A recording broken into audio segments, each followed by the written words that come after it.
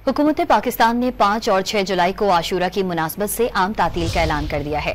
Notification के मुताबिक हफ्ता और इतवार को तमाम सरकारी दफातर बंद रहेंगे।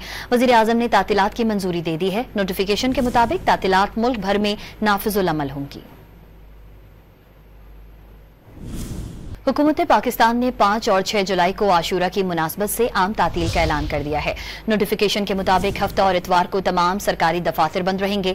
वजीर आजम ने तातीलात की मंजूरी दे दी है। नोटिफिकेशन के मुताबिक तातीलात मुल्क भर में नाफिजुल अमल होंगी। हुकूमत पाकिस्तान ने 5 और 6 जुलाई को आशूरा की मुनासबत से आम तातील का ऐलान कर दिया है। नोटिफिकेशन के मुताबिक हफ्ता और इतवार को तमाम सरकारी दफातर बंद रहेंगे। वजीर आजम ने तातीलात की मंजूरी दे दी है। नोटिफिकेशन के मुताबिक तातीलात मुल्क भर में नाफिजुल अमल होंगी। हुकूमत पाकिस्तान ने 5 और 6 जुलाई को आशूरा की मुनासबत से आम तातील का ऐलान कर दिया है। नोटिफिकेशन के मुताबिक हफ्ता और इतवार को तमाम सरकारी दफातर बंद रहेंगे। वजीर आजम ने तातीलात की मंजूरी दे दी है। नोटिफिकेशन के मुताबिक तातीलात मुल्क भर में नाफिजुल अमल होंगी।